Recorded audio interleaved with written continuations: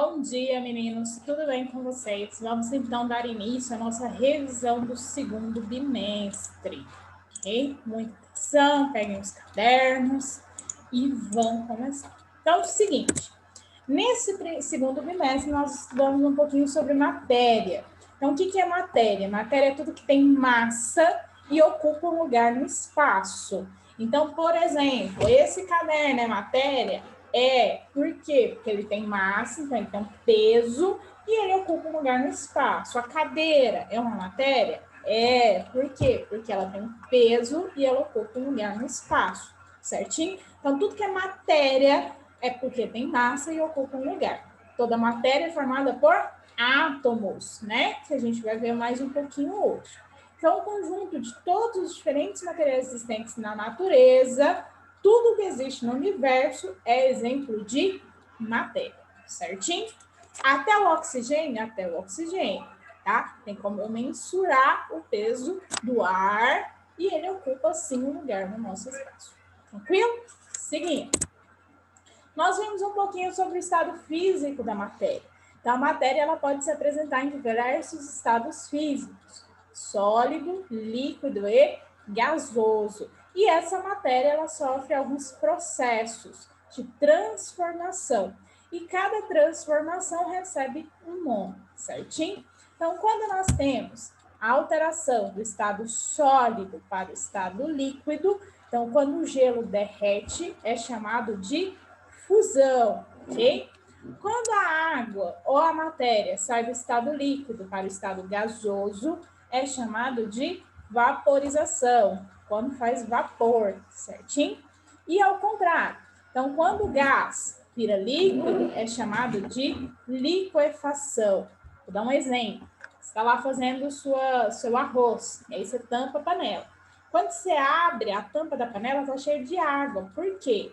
O vapor evaporou. Quando chegou, então, na tampa, a temperatura estava menor, então ele volta ao estado líquido. Nosso orvalho, por exemplo, quando você sai de manhãzinha, que você olha as plantas, tem aquela gotinha de água. Aquilo lá estava no processo gasoso, no estado gasoso. Quando esfria, ela sai do estado gasoso para o estado líquido. Então, esse processo é chamado de liquefação, ok? E quando sai do estado líquido para o estado sólido, é chamado de solidificação. Então, quando a gente faz gelo, é chamado de solidificação, certinho? E tem alguns que, por exemplo, não estão aqui. Quando ela sai do estado sólido direto para o estado gasoso, é chamado de sublimação. Então, por exemplo, gelo seco, ele não passa pelo estado líquido, ele sai do estado sólido direto para o estado gasoso. Naftalina, o que é isso? É aquela bolinha que os nossos avós e tios colocavam dentro das gavetas para não dar rato. Ela sai direto do estado sólido para o estado gasoso. Então, esse processo de sólido direto para gasoso é chamado de sublimação, ok? Tranquilo isso aqui, hein? E os tipos de mistura? Nós vemos que existem dois tipos de mistura, as misturas homogêneas e as misturas heterogêneas. Qual que é a diferença? Na mistura homogênea, a gente não sabe a olho nu, então se eu olhar, eu não sei quais são os componentes daquela mistura. Então, aqui nós temos água e sal. Se eu olho o copinho com água e sal, eu não sei o que tem ali, ok? Eu não consigo identificar a olho nu quais são os componentes daquela mistura. Se eu olho uma mistura e eu sou capaz de identificar quais são os componentes daquela mistura, nós temos uma mistura heterogênea. Então, por exemplo, a água e o óleo não vai se misturar. Então, aqui eu tenho uma mistura heterogênea bifásica. Por quê? Eu tenho duas fases, ok? Então, homogênea, não consigo identificar os componentes a olho nu. Mistura heterogênea, eu sou capaz de identificar quais são os componentes daquela mistura, certinho? E nós vimos também que essas misturas, elas conseguem ser separadas.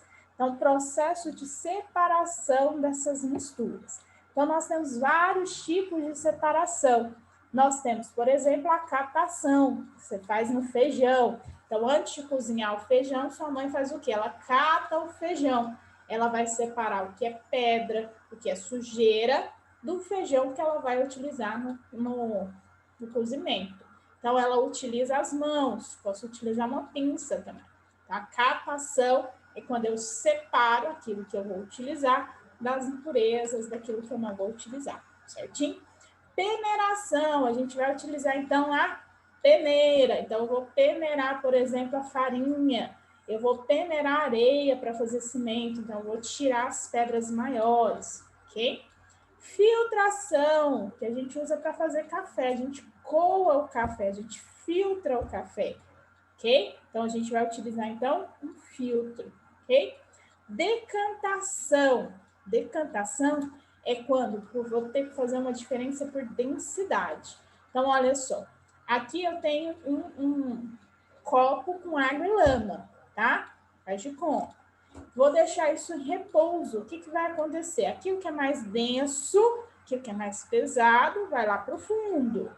Aquilo que é menos denso vai ficar na superfície. Então, vou ter uma diferença de densidade, tá? O sedimento que é mais pesado vai para baixo e o que é mais leve vai ficar em cima. Então, com bastante cuidado, eu vou virar esse copo e vou fazer, então, a separação das misturas, ok? Então, a decantação, o que é mais pesado, vai para o fundo.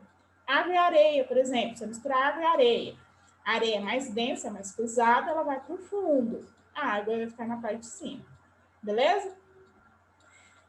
Separação magnética, a gente tem que ter metal, tá? Então, eu vou pegar um ímã, aqui, ó. Pegar um ímã e vou passar na mistura. O que for metal, vai grudar no ímã, tá? Então, sempre na separação magnética, a gente tem que ter o quê? Algum tipo de metal, ok? Evaporação faz o nosso sal, tá? Evaporação, a água vai evaporar e vai ficar só o componente embaixo. Então, por exemplo, se eu tenho uma água com sal, tá? Pego um copo, coloco água e sal e misturo. Como que eu separo aquilo? Coloco para ferver. A água vai evaporar e o sal vai ficar na minha panela, ok? A evaporação, processo de evaporação normal. E a destilação simples, que a gente usa o quê? Um destilador, que é esse equipamento aqui. Então, aqui a gente tem um bico de Bunsen, que é fogo, tá? A função dele é só essa. E aqui eu tenho a solução. Então, faz de conta que eu tenho água e álcool, ok? Fervi. O que vai evaporar primeiro? O álcool, né? Então, o álcool vai evaporar e vai passar pelo condensador. Esse condensador tem uma temperatura menor.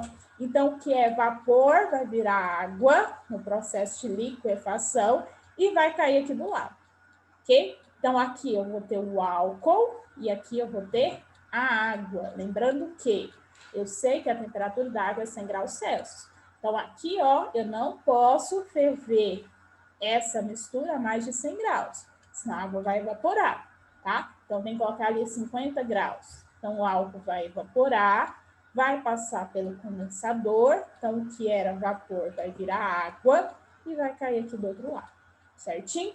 Beleza? Então, catação, lembra do feijão? Peneiração, essa peneira. Filtração, café, que a gente filtra, coa o café. Decantação, lembra da água da areia? A areia vai para o fundo, a água vai ficar em cima. Separação magnética, a gente precisa de um ímã, então obrigatoriamente tem que ser metal, ok?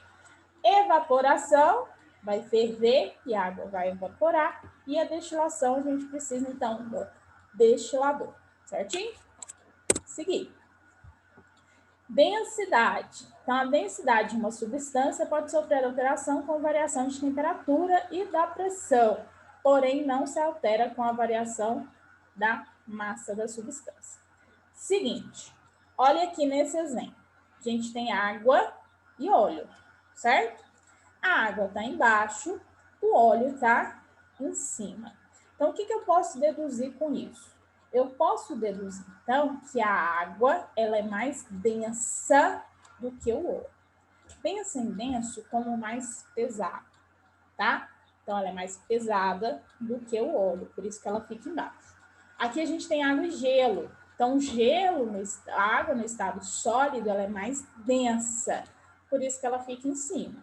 A água no estado líquido é menos densa, por isso que ela fica embaixo, tá? Então, densidade é a diferença entre os dois, tá? Onde um tem um volume menos denso que o outro, igual aqui, ó.